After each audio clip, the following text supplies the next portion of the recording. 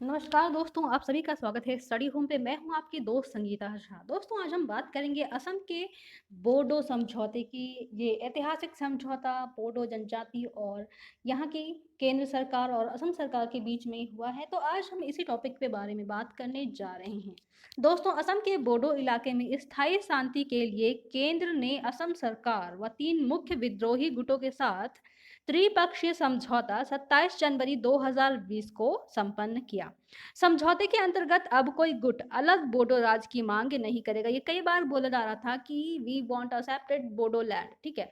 तो ये आखिर बोडोलैंड की डिमांड कर रहे थे, सेपरेट बोडोलैंड चाहिए था बोडो जनजाति को। लेकिन 27 जनवरी 2020 को जब त्रिपक्षीय समझौता किया गया, तो इस समझौते के अंतर्गत ये फैसला किया गया, ये तय किया गया कि अब कोई भी गुट अलग से बोडो राज्य की मांग को नहीं करेगा।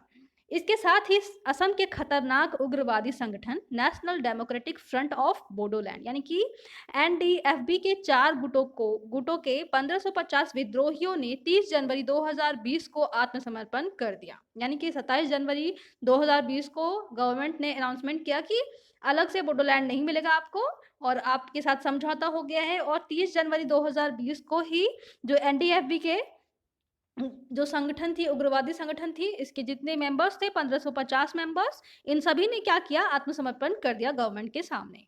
समझौते के अंतर्गत केंद्र सरकार और राज्य सरकार हथियार डालने वाले विद्रोहियों के पुनर्वास और क्षेत्र के विकास के लिए लगभग 1500 करोड़ रुपए के आर्थिक पैकेज की घोषणा करेगी। यानी कि गवर्नमेंट जो है ये इन सभी लोगों को वहां पे बसाने के लिए और क्षेत्र के विकास के लिए, डेवलपमेंट के लिए लगभग 1500 करोड़ रुपए के आर्थिक पैकेज की घोषणा करेगी। और ये 3 भाग में दिया जा रहा है। 3 भाग में दिया कैसे जा रहा है?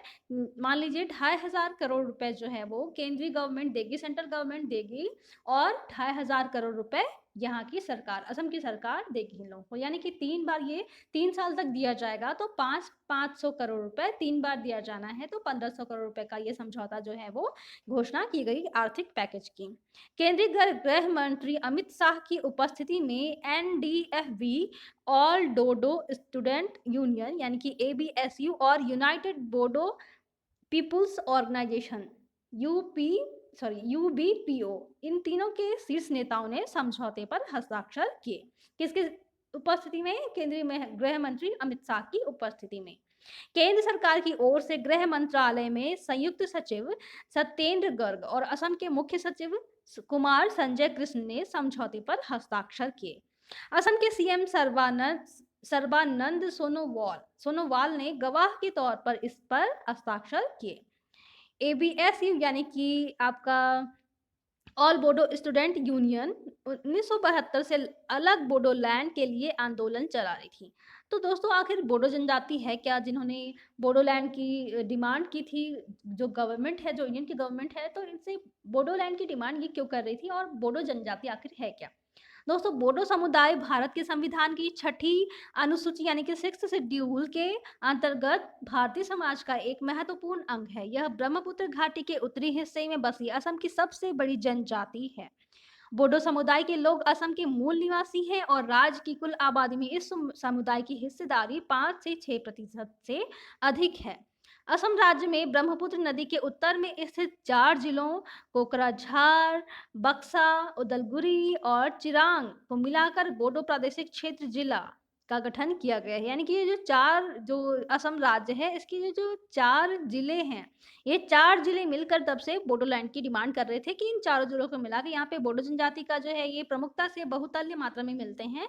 तो ये लोग कह रहे थे कि इन 4 जिलों को मिला के हमको अलग से बोडोलैंड दीजिए, ठीक है। तो यही था बोडो जनजाति का एक छोटा सा इतिहास।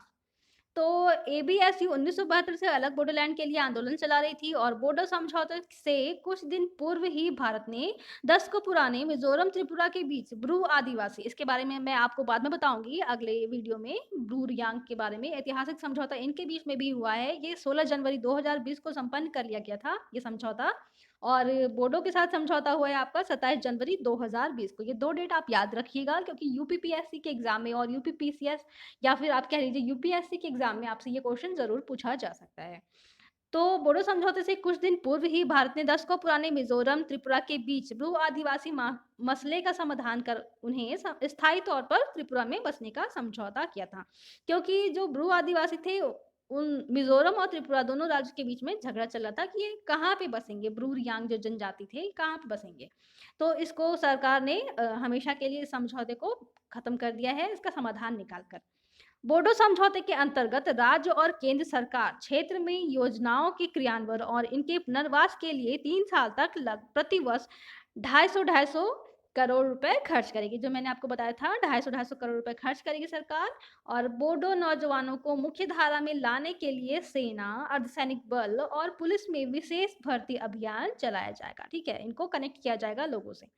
राज्य सरकार के अलग राज्य की मांग को लेकर आंदोलन में मारे गए विद्रोहियों के परिजन को गवर्नमेंट जो है वो 5-5 लाख रुपए देने की घोषणा गवर्नमेंट ने की है।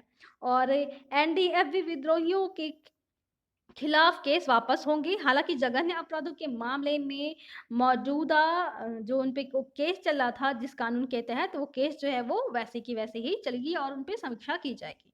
बोडो समस्या पर 27 साल में यह तीसरा समझौता है। पहला समझौता 1993 में ऑल बोडो स्टूडेंट यूनियन से हुआ था, जिसमें सीमित राजनीतिक शक्तियों के साथ बोडोलैंड ऑटोनोमस काउंसिल के गठन की बात की गई थी। 2003 में दूसरा समझौता हुआ। 2003 में दूसरा समझौता विद्रोही संगठन बोडो लिबरेशन टाइगर से हुआ था। वर्ष 2020 में नए समझौते के तहत बीटीएडी का नाम बदलकर बोडोलैंड टेरिटोरियल रीजन कर दिया गया। इसके पास ज्यादा विधायी, कार्यकारी, प्रशासनिक और आर्थिक शक्तियां होंगी। संविधान की छठी अनुसूची के अनुच्छेद 14 के अंतर्गत आयोग गठित होगा जो बोडो बहुल क्षेत्रों को बीटीआर यानी कि बोडोलैंड टेरिटोरियल रीजन इन सभी में शामिल कर क्षेत्र का परिसीमन करेगी। ठीक है, साथ ही बोडो के सामाजिक, सांस्कृतिक, बोली और क्षेत्रीय पहचान के से जितने भी जुड़े मुद्दे हैं इन सभी का समाधान करेगा।